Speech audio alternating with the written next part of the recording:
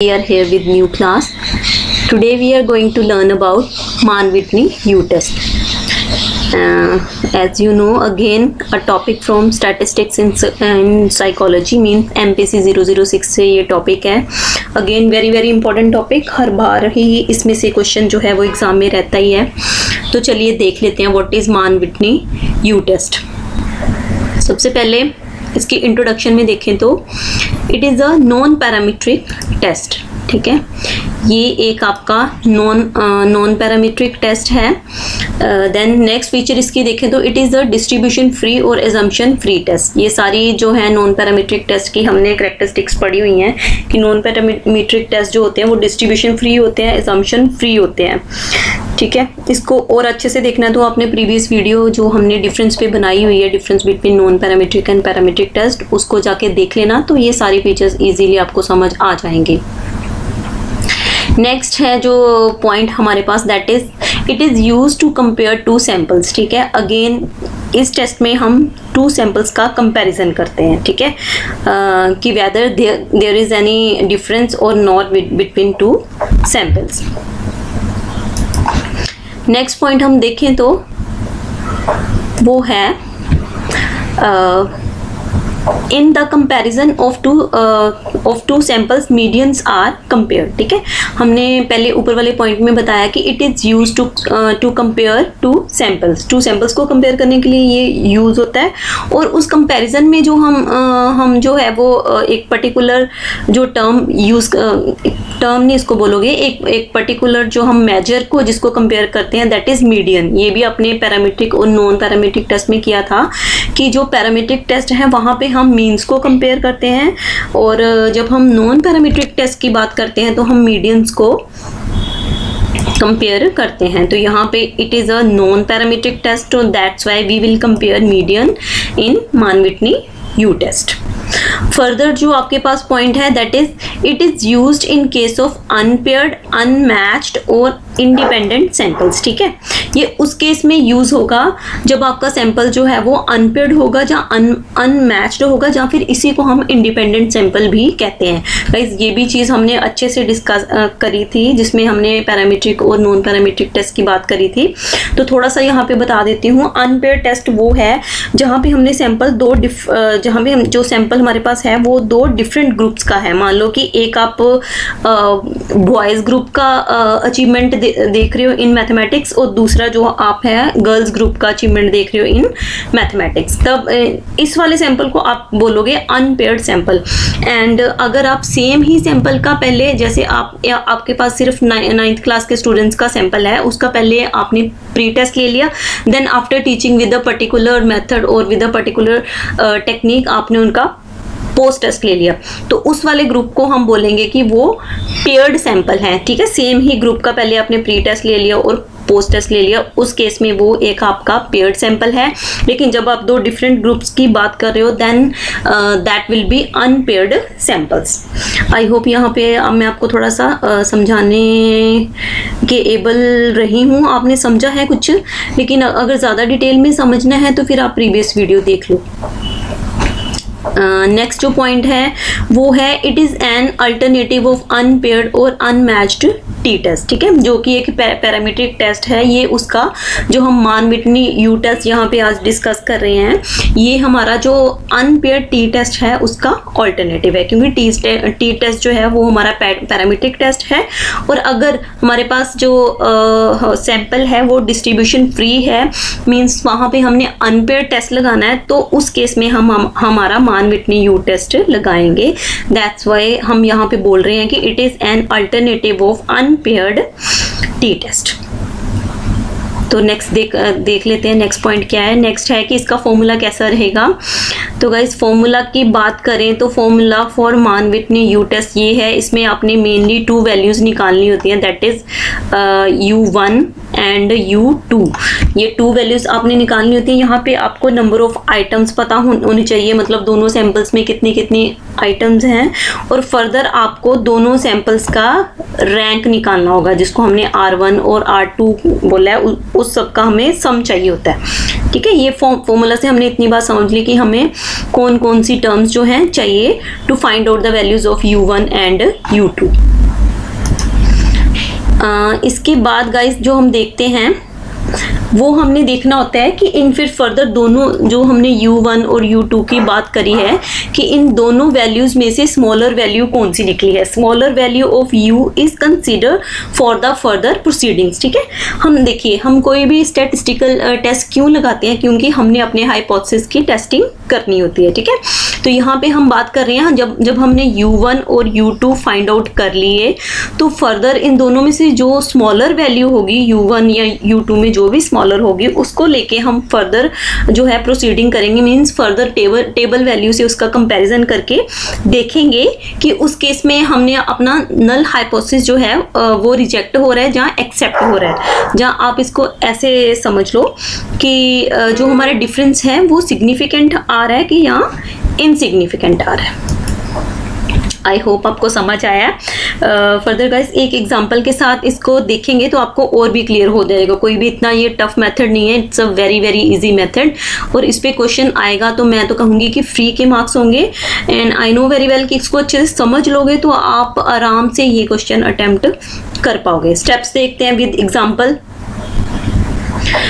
जब हम with example इसके स्टेप्स सारे टर्न वाइज कर लेंगे तो आपको चीज़ें समझने में और आसानी हो जाएगी। Steps of U test. पहले स्टेप में देखो आपने क्या करना है, find the ranks R1 and R2 of the given samples. ठीक है, देखिए हमने पहले ही देखा है हम इसमें क्या क्या करते हैं। ये टेस्ट किस लिए है, ये मेनली है 2 सैंपल्स का कंपैरिजन करने के लिए। तो यहीं से समझो कि आपको 2 सैंपल्स तो अवेलेबल रहने ही वाले हैं क्योंकि आपने 2 का ही इसमें कंपेयर करना है। तो सबसे पहले स्टेप में आपने उनका रैंक निकाल लेना है R1 एंड R2। एग्जाम्पल में हम लेते हैं हमारी हमारा जून 2015 की एक एग्जाम्पल है, उसको हम लेके टेस्ट को समझते हैं सारे स्टेप्स को जी। तो सबसे पहले हमने कर लिया, ये एग्जांपल लेते हैं। सबसे पहले हमें ये सारा हमें डेटा जो है ये क्वेश्चन में ही गिवन रहेगा कि calculate Mann Whitney U test with the help of following data. ये डेटा आपके पास रहेगा, डेटा 1 डेटा 2। पहले स्टेप में हमने क्या समझा था, ऊपर हमने ये दोनों डेटा का रैंक निकालना है। ठीक है, तो अभी हम निकालेंगे रैंक। तो जी रैंक निकालने के लिए हम अपना टेबल एक डेवलप करेंगे, अपना टेबल क्रिएट करेंगे। इसमें हमने क्या किया है, इसमें सिंपली ये दोनों आपके पास स्कोर्स गिवन थे, इस स्कोर के अकॉर्डिंग ही आपने इसकी रैंकिंग कर ली। रैंकिंग करना आपको आता है, जैसे 37 यहाँ पे सबसे छोटा नंबर है तो इसको रैंक 1 दे दिया। 37 के बाद यहाँ पे 45 छोटा है तो इसको रैंक 2 दे दिया। ठीक है, 45 के बाद आपके पास आ रहा है 62 तो इसको रैंक हमने 3 दे दिया। ये रैंकिंग हमने जो कोरिलेशन वाला किया था, हमने कौन सा मेथड किया था, स्पीयरमैन्स रो वाला जो किया था, उसमें भी हमने ऐसे रैंकिंग करके क्वेश्चन जो है सॉल्व किया था। सिमिलरली जो मान विटनी है उसमें भी हमने रैंकिंग करनी होती है। तो पहले वाले सैंपल की रैंकिंग कर ली, सिमिलरली हमने सेकंड सैंपल की रैंकिंग कर ली इन द सेम वे। उसके बाद हमने फॉर्मूला में देखा था हमें n1 की वैल्यू चाहिए होती है, n2 की वैल्यू चाहिए होती है और साथ में समेशन R1 और समेशन R2। ये क्या है, ये पूरे जो रैंक्स हमने निकाले हैं उनका सम है। ठीक है, और ये एक स्पेशल होगी हमारे पास एग्जांपल, ये भी प्रीवियस जैसे हमने देखा जून 2015 में आया हुआ है क्वेश्चन, तो ये एक स्पेशल केस आ गया कि दोनों जो वैल्यूज़ हैं हमारे पास सेम ही आ रही हैं, R1 भी R2 भी। लेकिन ये गाइस ये कोई कंपल्शन नहीं है कि हमेशा आपके पास R1 R2 सेम ही आएगा, जहाँ N1 N2 सेम ही आएगा। ये दोनों वेरी भी कर सकते हैं, इनके डिफरेंट वैल्यू भी आपके पास रह सकती हैं। फर्दर देखते हैं सेकेंड स्टेप क्या है।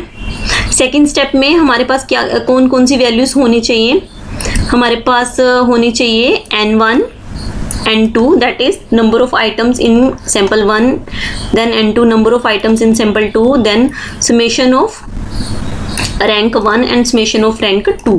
ठीक है, इस वाले एग्जांपल में ये सारी वैल्यूज हमारे पास ऑलमोस्ट सेम आ रही हैं। नेक्स्ट स्टेप हमारे पास आ गया कि हमने find the values of U1 and U2। अब जो मेन हमने मान विटनी टेस्ट में जो हम U1 U2 निकालते हैं उसकी वैल्यूज निकालनी है। ठीक है, सबसे पहले निकाल लेते हैं हम U1 की वैल्यू।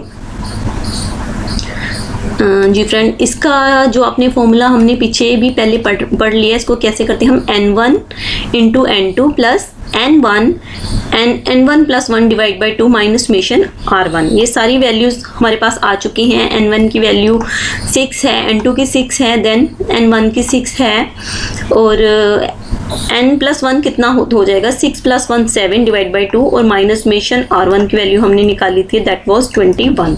ये सारी वैल्यूज आपने यहाँ पे पुट करी और आपके पास U1 की वैल्यू आ गई है 36।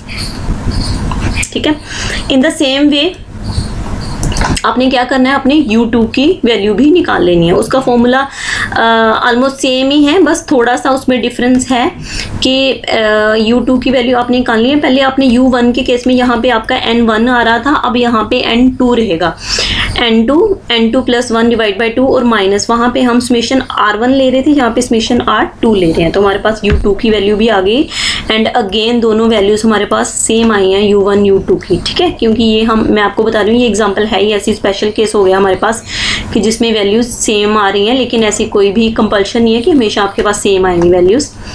नेक्स्ट स्टेप गाइस जो हमारा रहेगा, अब हमने कंसीडर करनी है दोनों में से स्मॉलेस्ट वैल्यू। ठीक है, तो स्मॉलेस्ट वैल्यू को कंसीडर करनी है, लेकिन यहाँ पे U1 U2 दोनों ही हमारे सेम ही आ रहे हैं, ये हमारे पास स्पेशल केस हो गया।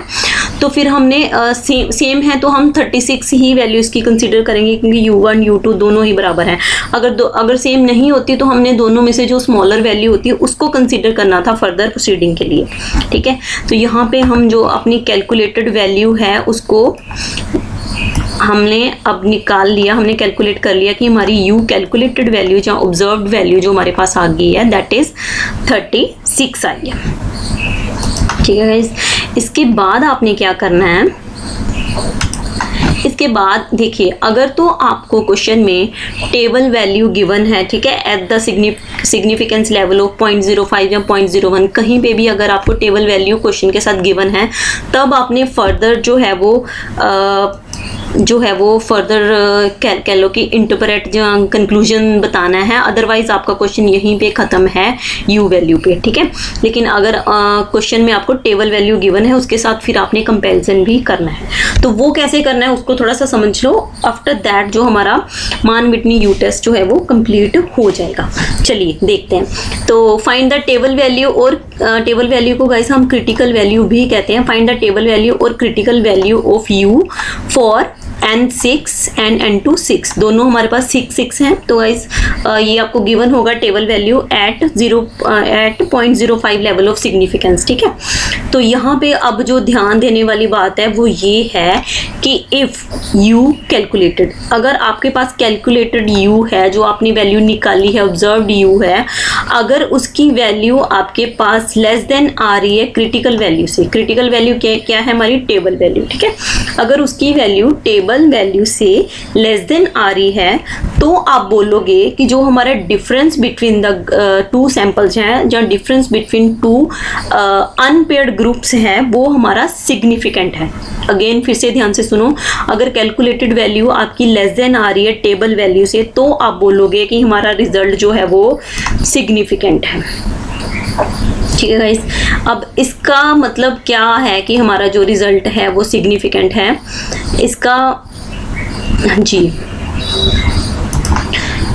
इसका मतलब ये है कि इसका मीनिंग आप ये मानो कि रिजल्ट सिग्निफिकेंट आया है कि जो हमने टू ग्रुप्स को कंपेयर किया है, ठीक है, उसमें जो डिफरेंस है वो ऐसे नहीं है कि वो बाय चांस है कि जो वो किसी एरर की वजह से आ गया है। नो, बजाय उसके वो इसलिए आया है कि वो सच में ही जो दोनों ग्रुप्स हैं उन पे जो भी, चाहे हमने कोई टेक्निक लगाई है, चाहे कोई टेस्ट लगाया है, उसका उस पर एक जो है इम्पैक्ट आया है, दोनों के स्कोर में एक सिग्निफिकेंट डिफरेंस आया है, वो कोई भी चांस की वजह से नहीं है।